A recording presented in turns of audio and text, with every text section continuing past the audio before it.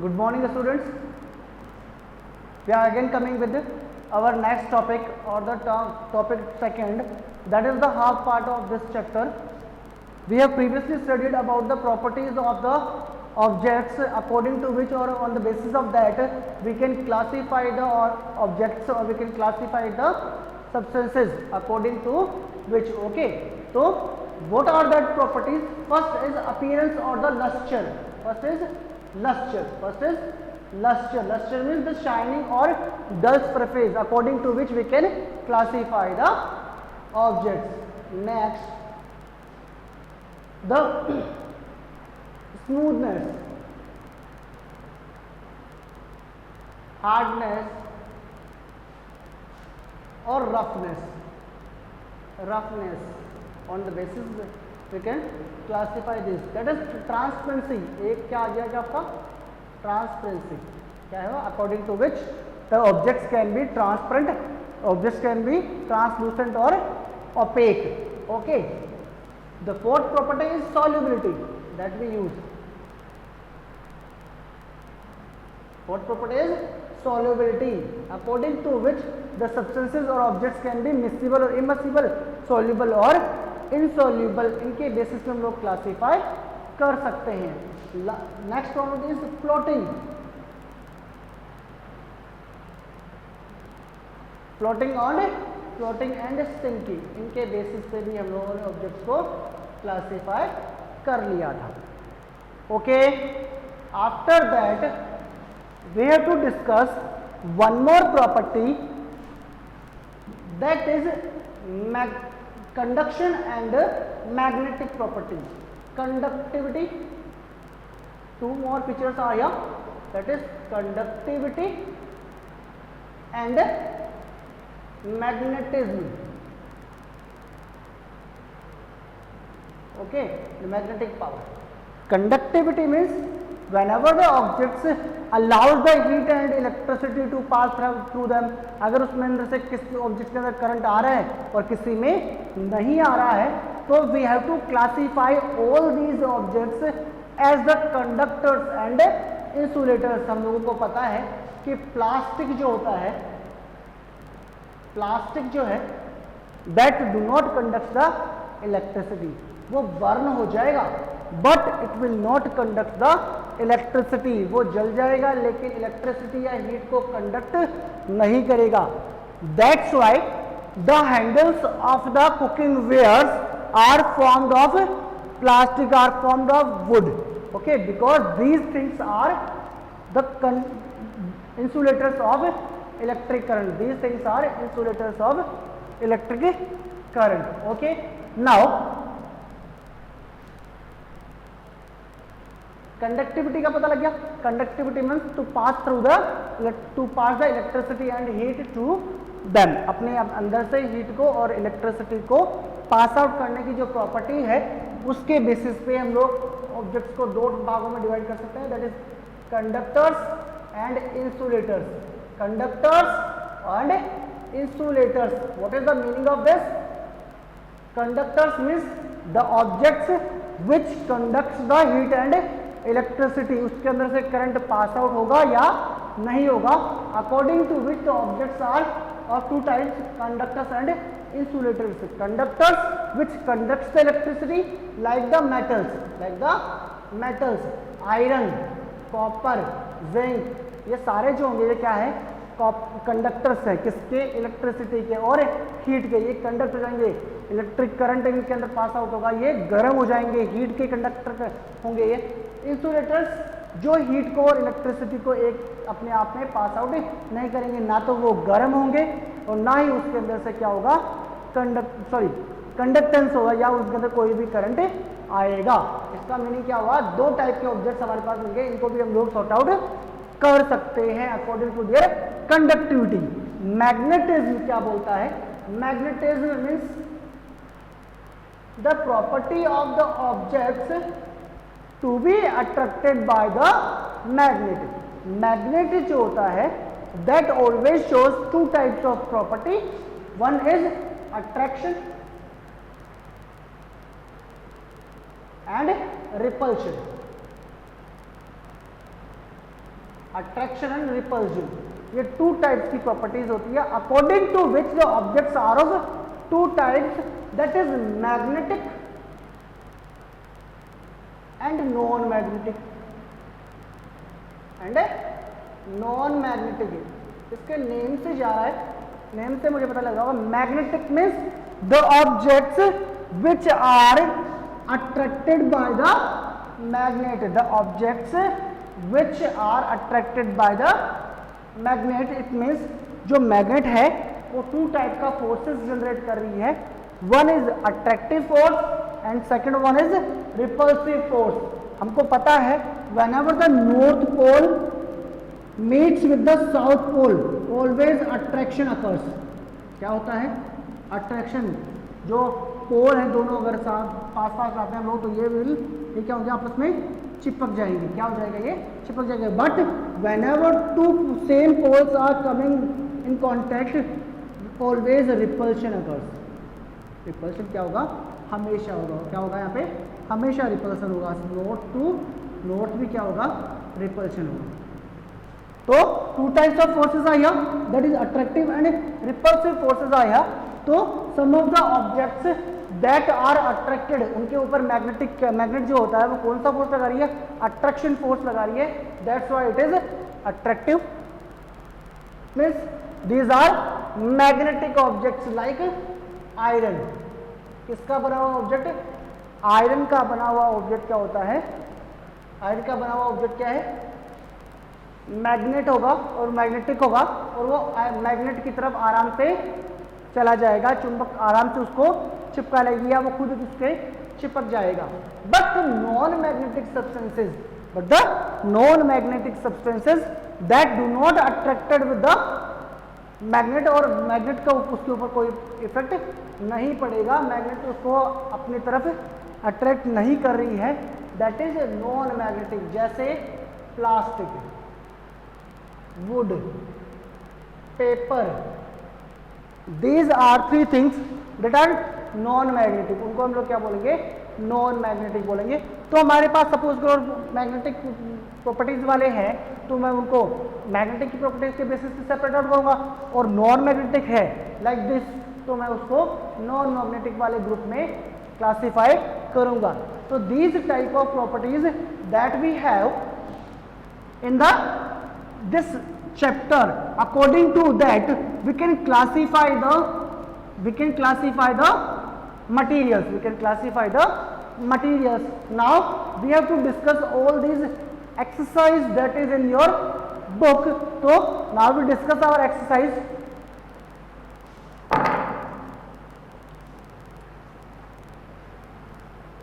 Fill in the blanks. It shows the first question here is fill in the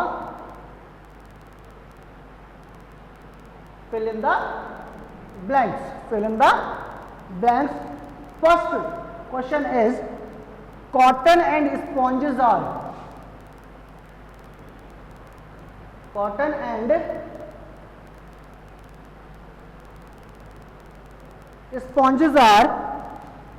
material. Cotton and sponges are materials. Cotton और sponges कौन से material है? These are soft materials.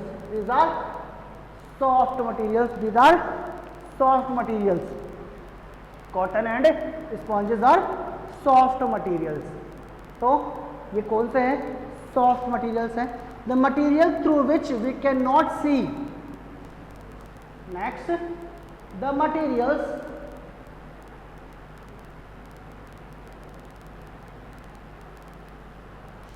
through which you cannot see.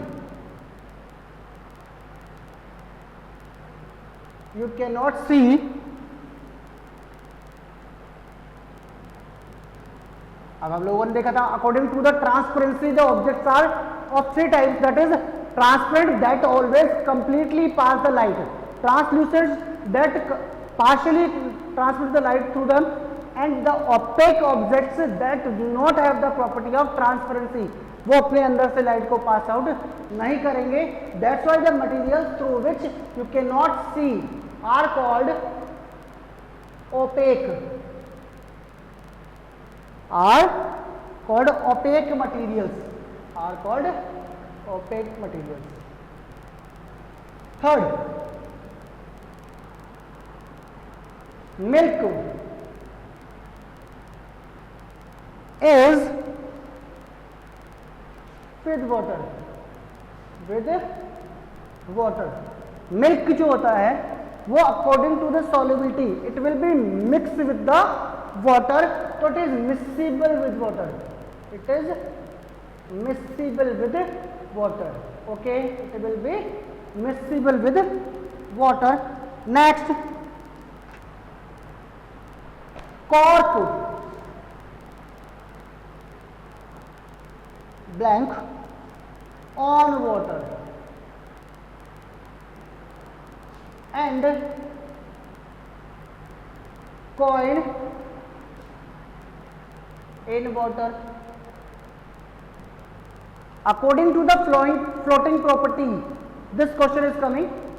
Cork is a light material that always float on water. Water के ऊपर क्या करेगा, वो तैरेगा. And coin sink in the water, उसका जो डेंसिटी है वो क्या होगा, वेट जो है वो क्या होगा, ज्यादा है. That's why it will be sink in the water. Okay, silver, fifth blank is silver is a conductor of electricity. Conductor of electricity is a good conductor, is a good conductor of electricity, is a good conductor of electricity. I was saying, so these are your fill in the blanks. Now we are going on select the correct option question. Select the correct option. We have to pick out the perfect answer for these MCQs. उस MCQs के answers हम लोगों को करने हैं. It means first the characteristics is used to group the materials on the basis of appearance of their surface. मैंने आपको बताया था कि appearance के basis पे subject objects कैसे होंगे. They may be lustrous, they may be dull. It means luster is the appearance or the property of this, according to which we can classify or sort out the materials on within the groups. Which property does a jeweler considered with choosing a metal for jewellery? Jewellery के लिए कौन सी चीज वो देखता है jeweller? Flotation नहीं, flotation की जरूरत उसको पानी में थोड़ी कराना है. दूसरा हार्डनेस, हार्डनेस भी वो देखता है. ट्रांसपेरेंसी उसको जरूरत नहीं है ट्रांसपेरेंसी की देखनी. Luster, and the answer is last one, that is luster. Okay, which property of materials should a blacksmith keep in mind while making a hammer?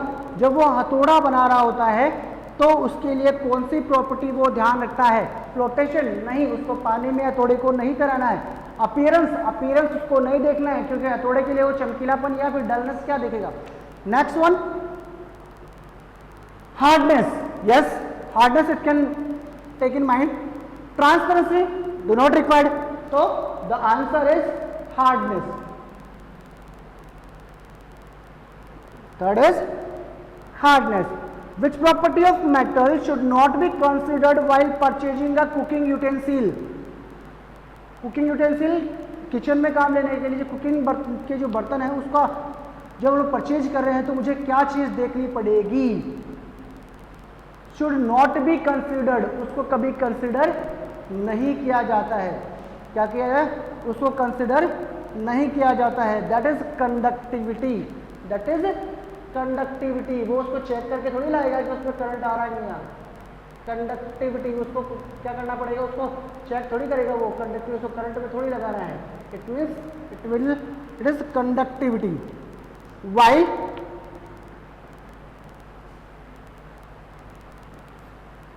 Purchasing while choosing material of window pane, window pane मतलब खिड़की का जो शीशा होता है, खिड़की का जो कांच होता है, which what property of material should be kept in the mind, कौन सी प्रॉपर्टी उसकी वो देखेगा। तो 4 options are here. First is solubility, नहीं सॉल्युबिलिटी चेक नहीं करेगा वो। कंडक्टिविटी नहीं करेगा चेकआउट। ट्रांसपेरेंसी वो हमेशा चेकआउट करेगा कि मुझे उसके आर पार दिख रहा है या नहीं दिख रहा है, तो answer is transparency. 6th one,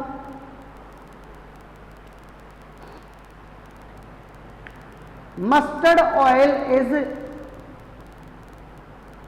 miscible, no, मैंने आपको पहले बताया ऑयल जो होगा वो हमेशा क्या होगा, इमिसिबल होगा, तो the answer is immiscible.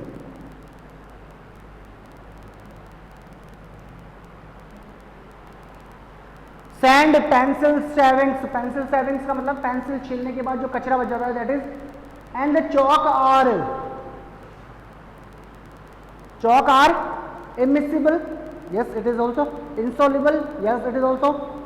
miscible not, soluble not, तो sand, pencil, shaving and chalk are insoluble, are insoluble।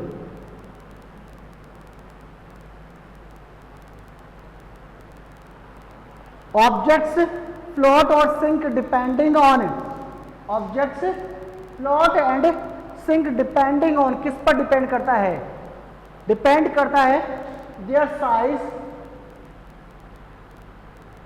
And the material,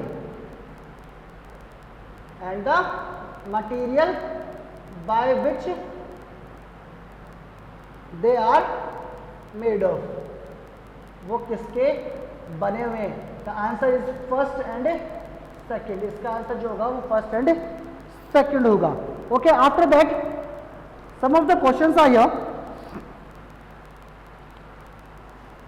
Again coming, fill in the blanks. First is the method of grouping objects, the method of grouping objects, the methods of grouping the objects on the basis of certain similarities and dissimilarities, similarities और dissimilarities के basis पे मैंने आपको बताया है कि जब sorting out of the materials on the similarities or dissimilarities is known as classification, is known as classification। it means जो आपका फर्स्ट ब्लैंक है इसमें क्या हो जाएगा, आपके क्लासिफिकेशन आएगा। metals like gold and coppers have a shiny surface, have a shiny surface or